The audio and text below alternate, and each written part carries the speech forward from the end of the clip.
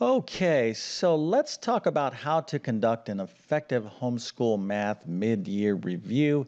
And if you are a homeschooler, which I'm going to assume that you are because you are watching this video, this is something that you definitely want to do. Now, this is the way I'm going to suggest you to conduct a mid-year review. And of course, you don't have to do it in this particular way, but I think from experience, if you cover these areas, and of course, I'm going to show you the areas I'm going to talk about here in a second, I think you'll have a good kind of sense of how well your child or student is doing in this particular math course that, of course, you are reviewing. So the first thing you want to look at is grades. The second thing you want to evaluate mid-year is your course pacing. You want to take a look at the routines that you've been using. You want to kind of think about the curriculum or program you've been in. You want to be evaluating academic habits, and then you want to be thinking about the next course your student or child will be taking. All right, so a lot to cover here, and let's go and get started. So the first thing is grades. Now, this kind of seems like common sense, but what I mean by grades, okay, we're conducting a mid-year review. Matter of fact, let me go ahead and just show you a basic calendar. Now, a lot of people start in August or September, and then they try to end in May and June. Not everybody homeschools with this calendar in mind, but a lot of people do. So this is a standard academic year. Now, everything I want to be talking about in this video is kind of geared towards middle and high school mathematics, but this can apply if you are homeschooling a child at the elementary level. Okay, so we're talking about mid-year review, so let's talk about January because that's when I'm going to be posting this video. By the way, Happy New Year. All right, so this is the mid-year. Now, along this part of the course, if you started in August and September, and hopefully you took a placement exam and you believe your child or student is in the right course. Now, let's take a look at this example. Your child completed pre-algebra. Now they're in Algebra 1. Well, that's definitely the logical next course that they have to be in. Now, here, you should have some chapter or unit exam test grades to reflect upon. Okay, these are important. Now, what do you do with these grades? Well, these grades, by the way, if you don't have grades, well, this is a problem in your curriculum or program. You shouldn't just be waiting for quarterly grades or midterm grades. You need chapter or unit level grades. So hopefully in here, you have at least 5 or 6 major tests to evaluate. Now, in my Algebra 1 program or course, I believe it has 15 chapters. So it's a lot of material to cover, let's say, in Algebra 1. Again, whether it's geometry, algebra 2, pre-algebra, there's a lot of courses here to cover. So at this point in the course, I'll talk about pacing here in a second. Again, you should have a lot of different chapter or unit exam grades. Now, what's the whole point here? Well, the point is the following. Whatever grades you do have, okay, you want to look at the scores, obviously. And if you have anything, I would say maybe under 80% in terms of any chapter grades, you want to make sure you go back and strengthen those weaker chapter or unit exams, okay, because the course, any math course is going to get progressively more challenging. And if your child or student, maybe got some 70s in here, or 80s or low 80%, well, you want to go back and review and make sure they really understand this material because math builds upon itself. And I can assure you that these chapters, whatever they may be, are going to show up, these topics are going to show up later on in the course. So these 70 and 80% are going to turn into 60 and low 70%, and this can become a problem. All right, so that's the first thing that I definitely would be looking at from a mid-year review is say, okay, let's take a look at the previous chapters and work on strengthening any weak areas. Okay, so let's move on to the next thing, and that is course pacing. And a lot of this stuff I'm talking about is kind of common sense, but I am trying to emphasize what I think is the most important thing. All right, or most important things. Now here, let's again talk about a course that was started in August or September, and someone who wants to maybe end in May or June. All right, so let's use this Algebra 1 example, 15 chapters. And here we are in January. Well, if you're in chapter 4 right here, that is a problem because math courses, again, are going to get progressively more challenging. So in other words, the first part of the course here is the easier part, and as you get into the later parts of the course, it's, typically the more difficult material is going to be later on. So at this point in the course, you need to consider your pacing or your calendar. In other words, well, are you putting in enough time per day? Do you need to kind of double up on your time? Because you may not have the luxury just to kind of extend out this course and maybe take a year and a half to finish, let's say, Algebra 1, because that's going to throw off their entire high school kind of track for them to graduate. So at this point, you're going to have to make some serious adjustments if you are falling behind. Now, hopefully, the problem here is that the material is not too difficult for your student. This is a possible scenario. In other words, maybe you were too ambitious and placed your child into Algebra 2 from pre-algebra. Now, not many people are going to do that, but sometimes people want to get more ambitious with their tracks. They're like, well, I think my child can handle it, and now they're in a course that's a little bit more difficult for them, and they're not able to kind of keep up with the pace. In other words, at this point, you need to make some serious changes if you're far less than completing halfway through the course in January, and you want to finish in May or June. Now, there are some options. You could be you might say to yourself, well, I'll extend some more time out here and maybe we'll finish in September or October.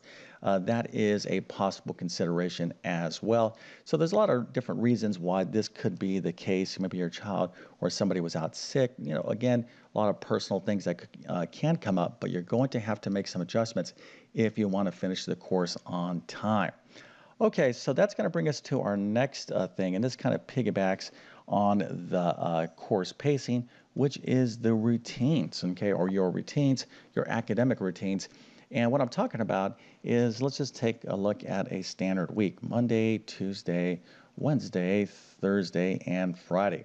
So how much time per day and how many days per week is your student or child learning mathematics? Again, I am gearing this towards middle and high school mathematics. Well, let me go ahead and just tell you right now, it's my strong belief that your child or student needs to be learning math every single day, Monday through Friday, okay?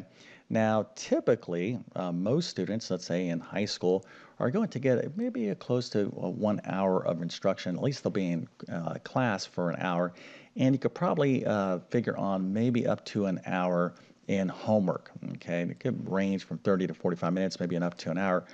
So you're talking at least 2 hours per day. Okay, this is pretty standard, especially at the high school level, and it could be even more time. So you got to ask yourself, hey, are there other things going on in your students' routines that are interfering with them progressing in mathematics? And if there is, you're going to have to make some adjustments, especially if you're at maybe chapter 4 and you should be in like chapter 8, right? So at this time, you need to make some, maybe some sacrifices. If you have a schedule, maybe some extra curricular activities need to be moved around, but it's going to be up to you. You're going to have to make a value or judgment call on, whether you in fact are putting in enough time to finish the course or learn the material. I can just tell you right now, you want to go for complete immersion, right? It's not a good way to say, all right, on Monday we're going to work on math for 5 hours, and then over in these days right here, there's going to be some extracurricular activities, and then on Friday, we're going to go back to math for another 5 hours to try to make up all this time in between that you're taking off. That's not going to work because this is too far away from the subject. In other words, there's going to be a good chance that your student or child is going to forget this material. So you want to focus on retention, and the best way to keep that retention and that momentum going is to really have, to see math or doing math every single day. Now, of course, there are exceptions. Every student can be a little bit different, but again, we're talking about a mid-year review, so evaluate your routines and modify them if you need to. Okay, so let's move on to the next thing, and that is your curriculum. So what program are you using? Okay, how did you select your current homeschool program? Is your child, are they successful with it? Are they doing well? Now you got to be very careful, excuse me, here, because this can be deceiving. Now, what do I mean by that? Well, let's suppose, again, we're talking about algebra, okay, and I'm going to be very careful here not to talk bad about any other homeschool program out there. But here's the thing. A lot of students can be acing tests or like, oh, chapter 1, I'm doing good. Chapter 2, wow, look at this. I'm already in chapter 8 and it's only 2 months into this course, okay? Now, if your child is just going through this course super fast and it seems to be very easy for them, well, this particular curriculum that you selected may not be rigorous enough. And this can come back to kind of, have some negative implications later down the line. This can happen. You got to be very careful, okay? So again, if your child is almost done with the course and it's mid-year, you have to ask yourself, well, is this because my child is just awesome in math? And they can very well be awesome in math, but your child should be challenged, okay? Now, if they're great in math, hopefully you selected a rigorous, comprehensive program for them, right? So for me, my philosophy in math is this, especially high school level math. The whole idea behind high school math, in my humble opinion, is the following: is to give students the option to go to college or university, even though they may not. Maybe they go into the trades, or maybe they're going to go into the military, and that's perfectly fine as well. But every student should at least get enough math behind them, enough college prep math, that if they do decide, let's suppose, and I've seen this through the years multiple times, a lot of students will be like, I have no intention of going to college, and then come their senior year, they're like, you know what, I actually want to go to college, okay? Well, for those students that were saying, well, I don't want to go to college, and they take easy kind of, non-challenging math courses, they're not going to have that option. So you want to keep your options open, and you want to keep your child in a comprehensive, rigorous curriculum, some sort of online program. Now, of course, you're going to have to do your review. Obviously, I feel pretty strongly about tablet class math. I am the teacher. I have a degree in mathematics, a master's degree, but I've been teaching for many, many years, and my courses are designed to get students eventually ready to take calculus. Even though they don't have to take calculus, if they're going to learn math, they should learn it in a very comprehensive manner. So you're going to have to evaluate curriculum. Now, if your child is struggling, let's suppose it's halfway through the year and they're failing, if they're really having a tough time, well, it could be that they're just, they're in the wrong program.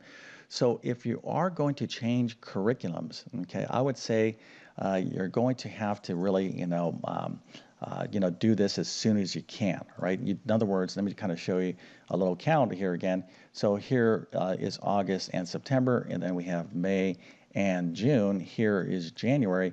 You don't want to change curriculums right over here in April, okay? So in other words, you're in what you think is the wrong program for your child, and you're like, you know what, we're going to switch for the last month. That's not good, okay? Over here in January, I'd say definitely yes, okay? You can definitely kind of re-engineer your child's curriculum and program, and they can end successfully, maybe by even spending 1 or 2 months in the summertime. All right, so I'm just telling you things that I have seen from through multiple years of helping homeschoolers. So you could make these modifications and changes. Sometimes they're going to impact your kind of standard academic calendar, but the worst thing you can do is to keep your child in a program that is just not working. All right, you're better off making a switch. So hopefully, if you want to check out my math program, I have a placement test. You can check that out. But check out other programs. But your child and you should feel good. And of course, you should see the results for whatever curriculum you're using in your child's success. All right, so let's go ahead and talk about the next thing, which is academic habits. Now, a lot of times people say, oh, my child is in a bad curriculum or bad program. But in actuality, they may not have strong academic habits. Okay, so these are some things that you need to be evaluating. And at the mid-year, you should ask to see your child's notes or your students' notes. This is a perfect thing. Now, you don't even have to wait for the mid-year. These are things that you should be evaluating on a daily basis, a weekly basis. If your child or student is not taking comprehensive notes, well, this is a definitely very detrimental to their retention and success, and not just in math, but all academic subjects. So note taking is critically important to be successful in math. So you can ask, hey, let me see your notes and take a look at the quality of the notes. Could you learn from the notes? Is it, do they have neat, structured, clear, logical, detailed, comprehensive notes? If they don't, well, guess what? You can start working on that. You can have a discussion on saying, hey, we're going to raise the standard for note taking.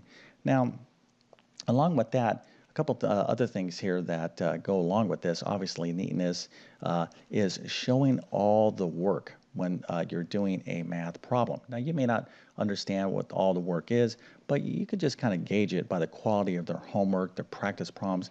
Are they writing steps out? Can you understand it? Is it logical and neat? And also, are they doing all the work? Okay, and this is another thing that you cannot be, don't let your child or student trick you.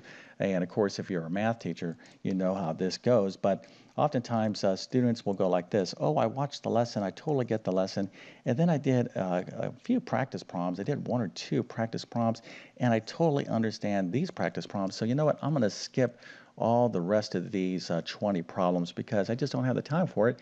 I got to go off and do other things. Do not, this is not a good academic habit, and it's a guaranteed way to get yourself in trouble in mathematics. These other problems here, if you have a good curriculum, should be a diversity of problems, more challenging problems, word problems. So the main idea here is have the academic habit of doing all the work, watching the full lesson, no shortcuts, no, I get it, I don't have to finish my work. So, you're going to have that standard, okay? And if you follow these kind of, strong academic habits, this is really going to pay off, not just in math, but in any course. All right, so let's go ahead and talk about the last one, and that is the next course that your child wants to take or what you're thinking about them. So here, again, let's use the example August and September as a start date, and over here May or June for finishing up. And we'll use Algebra 1 as an example course. Okay, so here it is in January, and let's say you need to make some modifications to this course. Now, one of the things that you need to evaluate is, all right, what is the next course that's coming up? So after Algebra 1, definitely you should be taking geometry, but you need to be thinking about when you can kind of start this course, all right? In other words, are you going to finish Algebra 1, on time? Do not ever rush a course to get to another course. This is kind of the main point here. So you're going to have to make some modifications to your calculator, or at least to be thinking in those terms, mid-year, at the mid-year point. So if you're falling behind or if you're having a tough time, you can still get your child or student ready to take geometry, but you might have to kind of, think forward ahead, multiple months on when you may have to start that. In other words, you may have to work a little bit through the summer, but what you don't want to do is say, hey, listen, we have to go on summer vacation here, and then you have to start geometry in August and September, so we're going to just cram and compress all this Algebra 1 in here, even if you don't really understand it. That's not good, okay? Again, you want to conduct an effective homeschool math mid-year review. So the better alternative here is to, obviously start increasing the amount of time you work per day, and you can possibly still finish successfully on time, but you're going to have to make some modifications. But even if with all those modifications you're still not done when you want it to be finished, then consider or try to tack on a little bit more time, another, a couple weeks or a month or two, into the summer, so you can start your next course, okay? Now, along with your next course, you want to consider what curriculum that you're using. Now, if the curriculum you're using is, working, and they have that next course, well, then that's perfect. You should kind of evaluate that and make sure that you're going to go with that curriculum. But if you're like, no, I think we're going to change curriculum, well, you don't want to start evaluating that at the very end of the year or like a few weeks before you actually take the next course. So start, maybe doing some light research on possible opportunities, and then you and your child can kind of review some of the programs. So when the time actually does come to take the next course, you'll be ready. Okay, so obviously, there's other things here that I can talk about, but I think these would reflect the most important, things to look at. And obviously, too, this is a lot of common sense. Now, here's one last final thought. This homeschool math mid-year review sounds like such a formal, event. Let's stop the course and conduct a formal mid-year review. But really, this should be a dynamic thing that you should be doing all the time, right? Don't wait mid-year to address a crisis. You'll kind of know, after the first few weeks, first month or two, hey, is this program working? Make these adjustments along the way. But again, hopefully this video will help you out. You don't have to be using my curriculum. This is just good, solid advice from someone who's been teaching math for several decades. All right, so if this video helps you out, again, feel free to like and subscribe and check out my homeschool math courses. And again, in those courses, I do have placement exams. So if you're not sure what course to take, you can take placement exams. And if you need additional help beyond that, use our contact form, and either myself or someone else will get back to you. Okay, so with all that being said, I definitely wish you all the best in your homeschool math adventures. Thank you for your time and have a great day.